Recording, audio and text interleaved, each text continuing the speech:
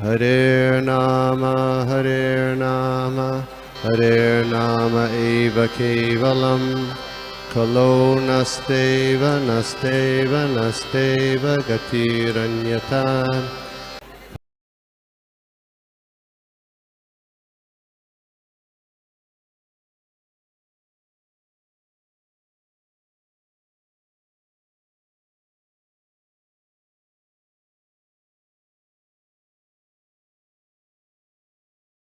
Some issue happened. Sorry. Okay, so let's start with Mangalacharan. Om Jnanatimirandasya Jnananjanashilakaya Chakshurunmilitam Yena Tasmai Shri Gurave Namaः. Shri Chaitanya Manobishtam Sthapitam Yena Bhutale Swayam Rupa Tameva Tati Svatantikam Vandeham Shri Guru Shri Yudhapatakamam Shri Guru Vaishnavamscha Shri Rupam Sagrajatam Sahaganar Gunatanitam Tam Sajivam Sadvaitam Savadutam Parijanasahitam Krishna Chaitanya Devam Shri Radha Krishna Padan Sahaganar Dalita Shri Vishayamanitamscha हे कृष्ण करुणा सिंधु दीनबंधु जगत्पते गोपेश गोपिका कांत राधा कांत नमस्ते सप्तगांजन गौरांगी राधे वृंदावनेश्वरी विश्वाहानु सिंधु प्रणमामि हरिप्रिय वाञ्छा कल्पतरुभ्यश्च कृपा सिंधुभ्यः पतितानां पावनेभ्यो वैष्णवेभ्यो नमो नमः नमो विष्णुपादाय कृष्णकृष्णवेदान्त स्वामी नमः सारस्वती गौरवाणी प्रचारिणे गुरुविशिष्टनिर्पश्चिन्देशधारिणे जय श्री कृष्ण चैतन्य प्रभु नित्यानंद श्री अद्वैत गदाधर श्रीवासदि गौर भक्तवृंद हरे कृष्ण कृष्ण कृष्ण हरे हरे हरे राम राम राम हरे कथंचन सत्यस्मिन् दुष्करं सुकरं भवेत् तस्मैते विदितं स्यात् श्री चैतन्य महामन्त्रम् हरि ओम तत्सत्। हरे कृष्णा। आप सभी का स्वागत है आज के इस प्रवचन में। आज हम देखेंगे तृतीय स्कंद, उसका नाम है यथास्थिति, उसके 13वां अध्याय, 13वां अध्याय, उसका नाम है वराह भगवान का प्राकट्य। Prabhu, should I share my screen? Yes, Prabhu.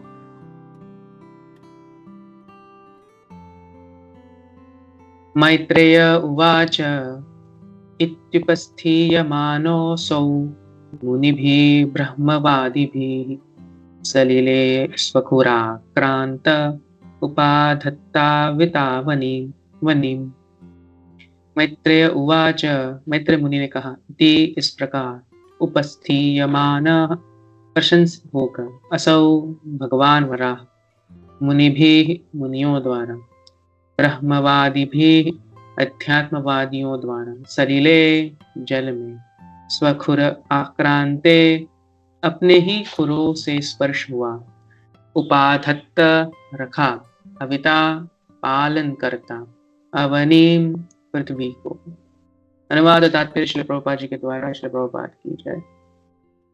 मैत्र मुनि ने कहा, इस तरह समस्त महर्षियों तथा दिव्यात्माओं के द्वारा पूजित होकर भगवान ने अपने खुरों से पृथ्वी का स्पर्श किया और उसे जल पर रख दिया। तात्पर्य, भगवान ने अपनी अचिंत्य शक्ति से पृथ्वी को जल के ऊपर रखा था। भगवान सर्वशक्तिमान है, अतएव वे विशाल लोकों को चाहे तो जल पर या वायु में स्थिर कर सकते हैं। मनुष्य का लघु मस्तिष्क इसकी कल्पना भी नहीं कर सकता कि भगवान की ये शक्तियां किस तरह कार्य करती हैं। मनुष्य उन नियमों को की अस्पष्ट सी व्याख्या कर सकता है जिनसे ऐसी घटनाएं संभव होती हैं, किंतु वास्तव में लघु मानव मस्तिष्क भगवान के कार्यों के विषय में कल्पना कर सकने में अशक्त है, इसलिए वे अचिंत्य कहलाते हैं। किंतु तो भी उपमंडुक दार्शनिक कुछ काल्पनिक व्याख्या करने का प्रयास करते हैं। अब हम अगला श्लोक देखेंगे, श्लोक संख्या 47। स इत्थं भगवान ऊर्वीं विश्वक्सेन प्रजापति रसाया लीलयो नीताम अप्सु न्यस्य ययौ हरिः। स वह, इत्थम इस तरह से, भगवान ऊर्वीं पृथ्वी को, विश्वक्सेन विष्णु का अन्य नाम, प्रजापति जीवों के स्वामी, रसाया जल के भीतर से, लीलया आसानी से, उन्नीताम उठाया हुआ, अपसु जल में, न्यस्य रखकर, ययौ अपने धाम लौट गई, हरि ही भगवान। अनुवाद: इस प्रकार से समस्त जीवों के पालनहार भगवान विष्णु ने पृथ्वी को जल के भीतर से उठाया और उसे जल के ऊपर तैरते तैराते हुए रखकर वे अपने धाम को लौट गए। तात्पर्य: भगवान विष्णु विशिष्ट प्रयोजनों के लिए अपने असंख्य अवतारों में अपनी इच्छा से भौतिक लोकों में अवतरित होते हैं और पुनः अपने धाम को चले जाते हैं। जब वे अवतरित होते हैं तो वे अवतार कहलाते हैं, क्योंकि अवतार का अर्थ है अवतरित होने वाला। न तो स्वयं भगवान, न ही उनके विशिष्ट भक्त जो इस पृथ्वी पर आते हैं, हम जैसे सामान्य जीव होते हैं। हरे कृष्ण। तो आज का जो श्लोक है यह 13वें अध्याय में है, जिसे मैंने पहले कहा। और इस अध्याय में हम ये देखते हैं कि कैसे स्वयंभू मनु जो है उनका विवाह हो गया है और एक अच्छे पुत्र के लक्षण उनमें है कि उन्होंने क्या किया, वे ब्रह्मा जी के पास गए जो उनके पिता है और ब्रह्मा जी से पूछा कि मुझे क्या करना चाहिए। तो ब्रह्मा जी ने कहा कि तुम अभी सृष्टि का निर्माण करो। इसका अर्थ है कि प्रजा लाओ इत्यादि। तो स्वयंभू मनु जी ने कहा कि देखिए, ये पृथ्वी जो है जहाँ पे सारे लिविंग एंटिटीज, मतलब जहाँ पे सभी मनुष्य रहते हैं, जहाँ सारे जीव रहते हैं, वह अभी डूबी हुई है जल में। तो इसको पृथ्वी से बाहर हमें लाना पड़ेगा। तो ब्रह्मा जी ने इस पर मेडिटेट किया और जब वह तपस्या कर रहे थे तब उनके नाक से एक अंगुष्ठ जितना लंबा एक सुअर या शुकर कह सकते हैं, वह आया। और वह इतना आश्चर्यजनक था क्योंकि वो जब आया नाक से तो एक उसका जो साइज जो था वो एक अंगुष्ठ जितना लंबा था, पर वह उसके बाद एक पत्थर जैसा बड़ा बन गया। और उसने क्या किया, जैसे हमने इस श्लोक में देखा है, उसने पृथ्वी को देखा और वराह भगवान ने क्या किया कि उसने पृथ्वी को जल से ऊपर लाया। और इधर हम इस श्लोक में यह भी देख रहे हैं कि कैसे ऋषि मुनियों ने, ब्रह्मवादी भी, उन्होंने भगवान का गुणगान किया। तो इसके बारे में हम एक्चुअली एक संक्षेप में बताएं तो इसका एक बहुत सुंदर श्लोक आता है दशावतार में, जो जयदेव गोस्वामी जी ने लिखा है। वहां पे कहा गया है कि वसति दशन शिखरे धरणी तब लग्ना। वसति का अर्थ क्या है? वसति मतलब बैठता है। दशन शिखरे, किसके? शिखर जो होता है एक सुअर का। और धरणी तब लग्ना, धरणी जो है मतलब धरती, वह उनके शिखर पे है। तब लग्ना शशिनी कलंक कलेव निमग्न, मतलब क्यों? क्योंकि यह जो धरती जो थी वह गर्भोदक, ये समुद्र है, उसमें डूब गई थी और उससे भगवान ने निकाला और अपने जो शिखर जो है उस पर रखा। और उसकी तुलना किससे की गई है? शशिनी कलंक कलेव। शशि मतलब चंद्रमा। तो चंद्र पर जो धाग डिब्बे होते हैं, कलंक कलेव निमग्न, इसकी तुलना उस पर की गई है। इसलिए कहा गया केशव धृत शूकर रूपा, मतलब यही वो भगवान श्री कृष्ण है, वही केशव है। केशव का अर्थ होता है कि क मतलब भगवान ब्रह्मा और ईश मतलब भगवान शिव जी। तो भगवान श्री कृष्ण के वह अधीन है। इसके बारे में हरिवंश पुराण में कहा गया है कि भगवान श्री कृष्ण के अधीन कौन है? ब्रह्मा जी और शिव जी। केशव धृत, वही केशव। धृत मतलब उन्होंने यह जो अवतार जो है उन्होंने धारण किया है। इसका मतलब ये नहीं कि यह प्रकट, इसका मतलब इसने बनाया अवतार को, ऐसे नहीं, वो पहले से ही था। पर जब भगवान की इच्छा हो, हम आज के श्लोक में देखेंगे, तो उन्होंने शूकर यह रूप जो धारण किया। धृत जय जगदीश हरे, ऐसे भगवान की जय हो, जो जगत के ईश है वही हरि है। तो आज के श्लोक में इसी बारे में ही बात की गई है कि श्लोक संख्या का 46 अगर हम देखेंगे, उसमें कहा है कि मुनि भी ब्रह्मवादी भी, मतलब बड़े बड़े मुनि और ब्रह्मवादी क्या कर रहे हैं, वह प्रार्थना कर रहे हैं। और विश्वनाथ चक्रवर्ती ठाकुर तो यह भी कहते हैं कि ना ही वह प्रार्थना कर रहे थे, पर परिचर्या मतलब सेवा भी कर रहे थे। तो इसके बारे में, इससे हमें क्या समझ में आता है कि भगवान जो है, इसके बारे में विष्णु सहस्त्रनाम में भी कहा है कि स्तवते स्तव प्रिय स्तोत्रम स्तुति, इस 4 नाम से भगवान का गुणगान किया गया।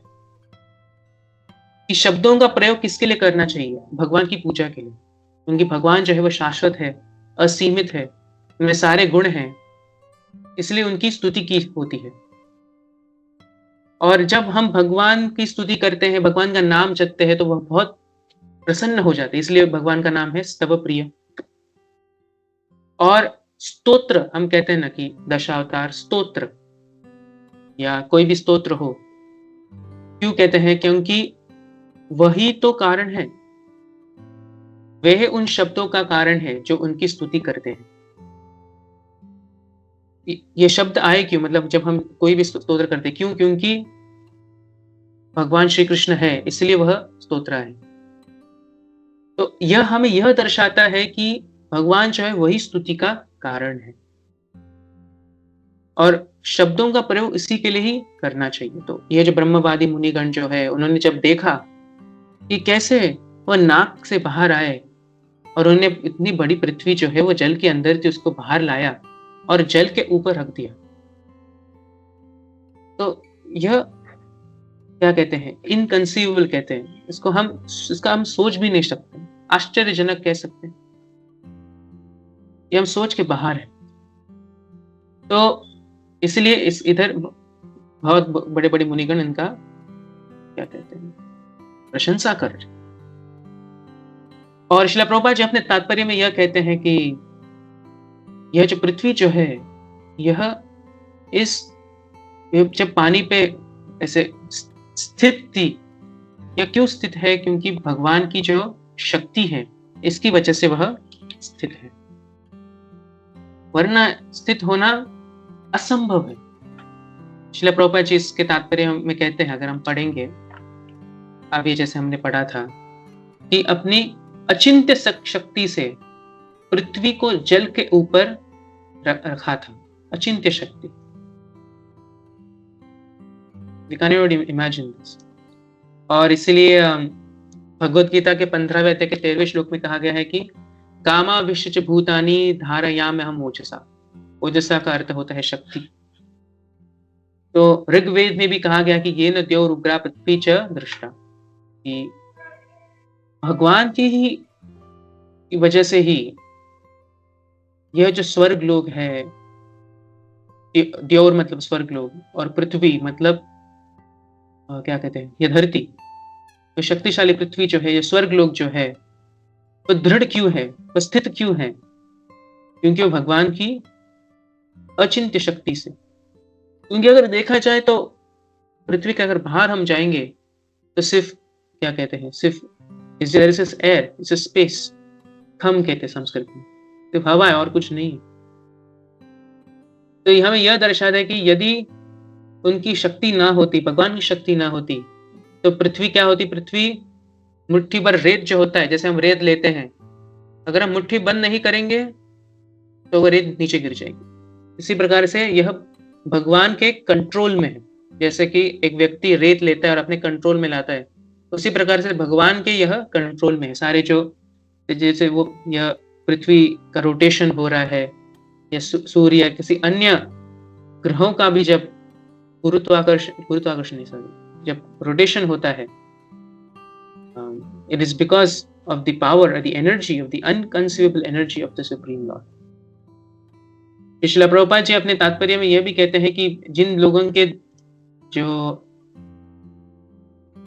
लघु मस्तिष्क, मनुष्य का लघु मस्तिष्क मतलब जिनका दिमाग बहुत छोटा होता है, तो इसके बारे में सोच भी नहीं सकते। और उसमें अंत में यह कहा गया है कि किंतु तो भी कूपमंडूक दार्शनिक कुछ काल्पनिक व्याख्या करने का प्रयास करते। तो कूपमंडूक दार्शनिक यह है कि यह न्याय है, न्याय सूत्र में इसके बारे में कहा गया है कूपमंडूक का न्याय। मतलब एक बार एक क्या कहते हैं, मेंढक था और वो अपने I don't know what you say well in Hindi. Anyways, it was in a small well. कुआं। कुआं, हाँ, थैंक यू प्रभु। और एक कुआं में था और उसको लगा कि यही से सबसे बड़ा कुआं है। फिर और एक मेंढक आया और उसने बोला कि क्या तुमने मालूम है एक पैसिफिक ओशन होता है, एक समुद्र है। उस मेंढक ने बोला कि कितना बड़ा होगा, 10 कुएं, 20 कुएं, 30 कुएं? तो उसने कहा नहीं, बहुत बड़ा है, इसकी कल्पना भी नहीं कर सकते। तो उस मेंढक ने कहा कि यह इम्पॉसिबल है। क्यों? क्योंकि वह उसके दिमाग के बाहर था। दिमाग से बाहर होने का अर्थ यह नहीं है कि यह होने की संभावना ही नहीं। तो इसलिए श्रील प्रभुपाद जी इधर जो कह रहे हैं कि कंसीविंग, इसके बारे में सोचना अचिंत्य है। क्यों? क्योंकि हमारी बुद्धि जो है वह लिमिटेड है, हम इसके बाहर सोच नहीं सकते। तो अगर हमें इस पृथ्वी से बाहर या इस पूरे ब्रह्मांड के बाहर जो भी है इसके बारे में जानना हो तो हमें वेदों का आश्रय लेना हो। चैतन्य चरितामृत में इसके बारे में व्याख्या की गई है कि ब्रह्म प्रमाद विप्रलिप्त से करना पाठव अर्ष विज्ञा वाक्य नहीं दोष ए सब। मतलब प्रामाणिक महात्माएं जो होती है, अर्ष विज्ञ वाक्य, प्रामाणिक महात्मा जो होते हैं, संत महात्मा आचार्यगण, उनमें ब्रह्म प्रमाद, ब्रह्म का अर्थ है भूल, प्रमाद मतलब भ्रम, विप्रलिप्सा मतलब धोखा, और करना पाठ मतलब दोषपूर्ण। तो यह एक्सट्रीमली इंपॉर्टेंट है। यूजुअली बहुत लोग इस पर ज्यादा फोकस नहीं करते कि आचार्यों के शब्दों में भूल, भ्रम, धोखा या दोष कुछ नहीं होता। और क्योंकि मनुष्य में होता है, क्योंकि वह 4 दोषों के अधीन है, इसलिए जब वे वैदिक शास्त्र पढ़ते हैं तो इसलिए वह उनके लिए अकल्पनीय, आश्चर्यजनक होते हैं। ऐसे कैसे हो सकता है? क्योंकि भगवान आधा सिंह है, आधा मनुष्य है। भगवान ने अपनी छोटी उंगली से गोवर्धन पर्वत ऊपर किया, इसलिए वह इसका ज्ञान कर नहीं सकते। और सिर्फ भक्ति के माध्यम से ही हम भगवान को जान सकते हैं। अगर सच में हमें भगवान को जानना है, that's only possible through भक्ति। तो इसलिए इसके बारे में 18वें अध्याय गीता में कहा गया है कि ब्रह्मभूत प्रसन्नात्मा न शोचति न कांक्षति, कि जो व्यक्ति ब्रह्मभूत है वह प्रसन्न है, ना उसको शोच है न आकांक्षति, आकांक्षा कुछ नहीं है, क्योंकि उसको मालूम है कि भगवान कौन है। अगर हम देखेंगे हमारी इंद्रियां जो है वो हमें कितना धोखा देती है। उदाहरणार्थ अगर दिया जाए, सवेरे सवेरे मंगला आरती के लिए उठना चाहिए, हमारा मन क्या बोलता है? थोड़ा सा सो जाओ, आज इतना बड़ा दिन है, ऑफिस जाना है, रात को ये काम करना है, ये सब कुछ करना है, सो जाओ। और अगर हम सोते हैं, उठते हैं, थोड़ा लेट उठते हैं तो सब कुछ लेट हो जाता है, मालाएं नहीं होती, माला रात को होती है, इत्यादि। और उसके बाद मन क्या बोलता है रात को? क्यों तुम लेट उठे? तुम्हें तो जल्दी उठना चाहिए था, तो आपकी माला हो जाती, सब काम हो जाता। तो वही मन जो आपको सवेरे सवेरे आपको बोलता है कि आपको ज्यादा सोना चाहिए, वही रात को आपको डांटता है। तो इनका आश्रय लेके अगर जीवन में आगे बढ़ना है तो यह तो इम्पॉसिबल है। So, another example which Jiva Goswami gives is that अगर हम दूर से देखेंगे एक पर्वत है और पर्वत से कुछ धुआं निकल रहा है तो हमें लगेगा कि इधर तो आग लग गई है, आग लग गई है तो हमें इधर जाना नहीं चाहिए। पर एक व्यक्ति है जो उस पर्वत पे रहता है और वह आपके इधर आया, मतलब वो चल के आपके इधर आया है, उसको कहीं और जाना था, उसने आपको देख लिया, उसने कहा कि सुनो, उधर आग नहीं लगी है, आग लगी हुई थी, अब उसका सिर्फ धुआं दिख रहा है, अभी आग नहीं है, तुम उस पर्वत पर जा सकते हो। तो इधर हम देख सकते हैं कि कैसे हमारी इंद्रियां हमें भ्रमित करती हैं, हमें धोखा देती हैं। और अगर शब्द प्रमाण हो, शब्द प्रमाण मतलब अपौरुषेय शब्द प्रमाण, मतलब उस पुरुष का जो भूल भ्रम धोखा दोष इसमें उसमें कुछ ना हो, अगर उसका शब्द प्रमाण हो, उसको अगर हम पढ़ेंगे सुनेंगे, उसका अगर हम अपने निजी जीवन में उसका प्रयोग करेंगे तो हम जीवन में आगे बढ़ेंगे। इसका अर्थ यह है कि अगर वैदिक शास्त्र या वैदिक ग्रंथ को अगर हम पढ़ेंगे और उसका हम पालन करेंगे तो हमें कभी भी धोखा नहीं होगा, हमारा कभी धोखा नहीं होगा, कोई हमें धोखा नहीं कर सकता, इसमें कोई दोष नहीं है। और इसके बारे में हम और भी चर्चा कर सकते हैं, अभी समय बहुत कम है, पर इसके बारे में इधर श्रील प्रभुपाद जी कह रहे हैं कि अगर हमें भगवान के बारे में जानना हो तो हमारी इंद्रियों के माध्यम से नहीं कर सकते, हमें गुरु का आश्रय लेके, शास्त्रों का आश्रय लेके हम भगवान को जान सकते हैं। तो यही है 46 वाला श्लोक। अब आता है 47। अब 47 में कहा गया है कि स इत्थम भगवान उर्वीम विश्वक्सेन प्रजापति ही। तो इधर बहुत इंपॉर्टेंट नाम है विश्वक्सेन। अब भगवान के तो 1000 नाम है, अनंत नाम है, 1000 है, अनंत नाम है, तो इधर विश्वक्सेन इस नाम का क्यों प्रयोग किया गया है? इसका अर्थ यह है कि विश्वक्सेन का अर्थ है, सेना मतलब उनके जो पार्षद जो है, भगवान के पार्षद जो है वो सारी जगह है। क्यों?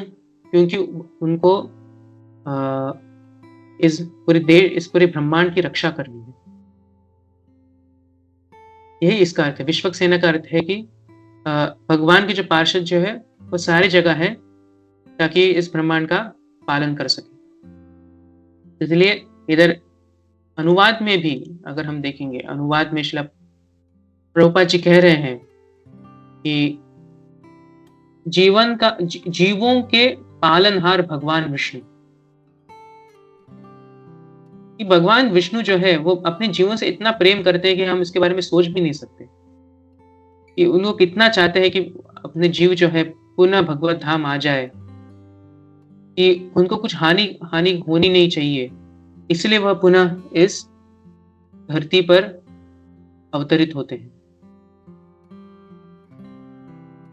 और तात्पर्य में श्रील प्रभुपाद जी कहते हैं कि भगवान जो है जब अवतरित होते हैं वो उनकी इच्छा से होते हैं, अपनी इच्छा से भौतिक लोकों में अवतरित होते हैं।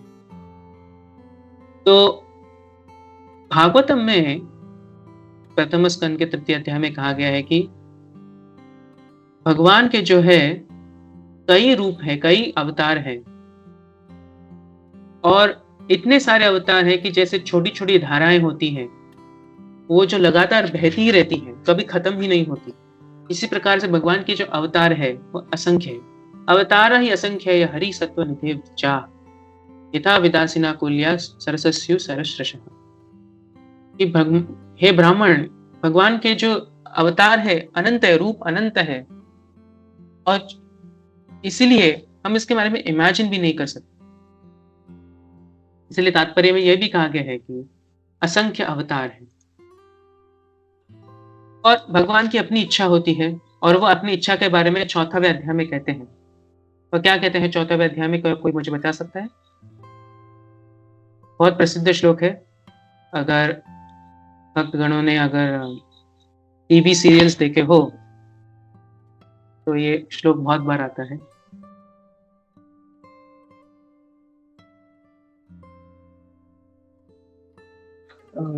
Is it Sambhavam Yuge Yuge Prabhu? Yes, that is the verse. Yes. Someone can quote the entire verse.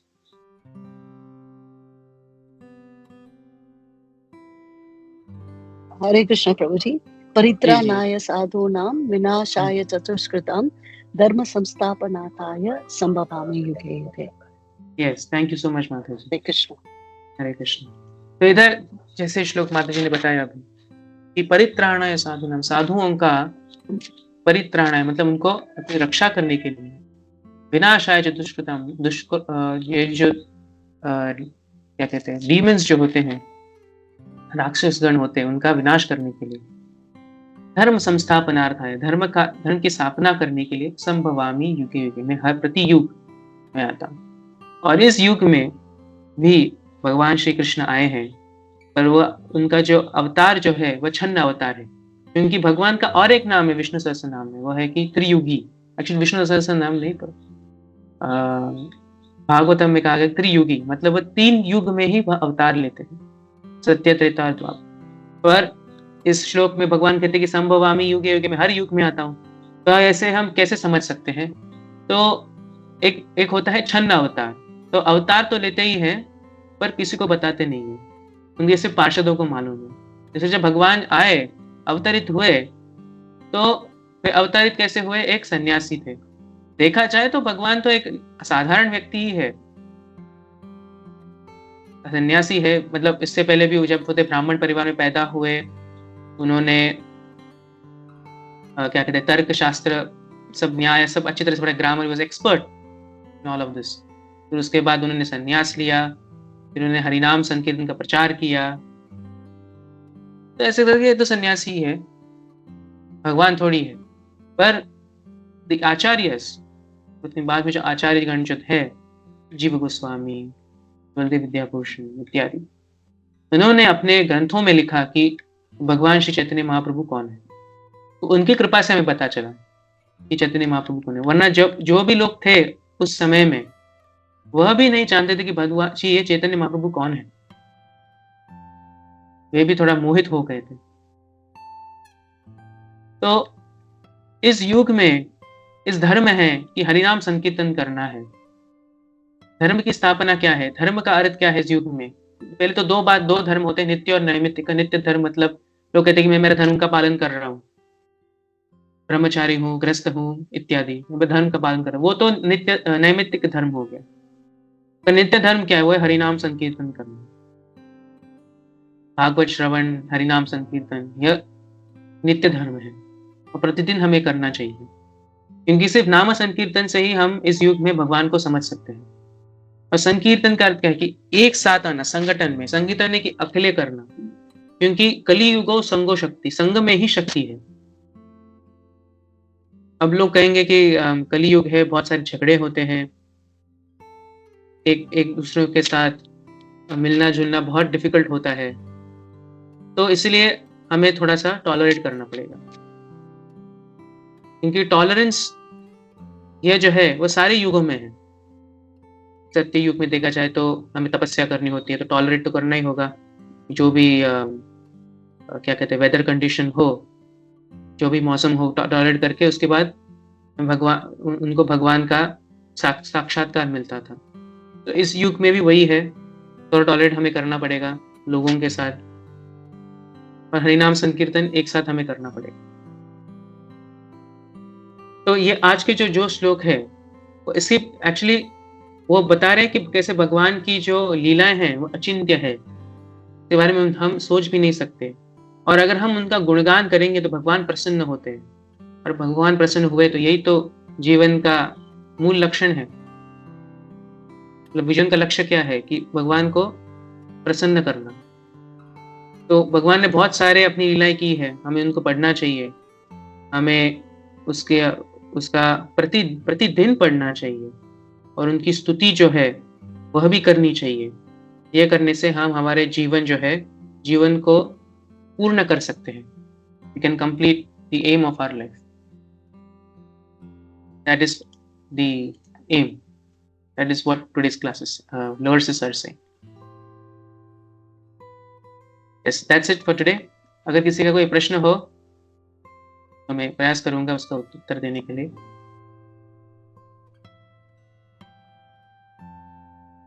Hare Krishna, thank you very much Prabhu.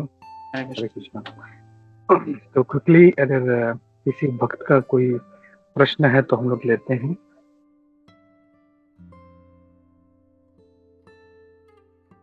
Okay, ठीक है, since no hands are raised, So I think they are all clear about the. You have very nicely, बहुत अच्छे से explain किया था. So I think all there's no doubt on it. Thank you प्रभु, बहुत अच्छे से जो था ये भगवान का जो आज के 2 श्लोक थे उसको बहुत अच्छे से एक्सप्लेन किया. So thank you Prabhu and keep coming and giving your association us. Thank you for that. Hare Krishna. Hare Krishna. Hare Krishna. Thank you. Vancha. Thank you for the opportunity. Vancha Guru. वंशा Vasana कल्पतरु Vajpati पतितानां पावनेभ्यो वैष्णवेभ्यो नमो नमः. अनंत कोटि वैष्णववृंद की जय. श्री प्रभुपाद की जय. इस्कॉन गुरु वृंद की जय. सभी उपस्थित भक्तवृंद की जय. Thank you Prabhu. Hare Krishna.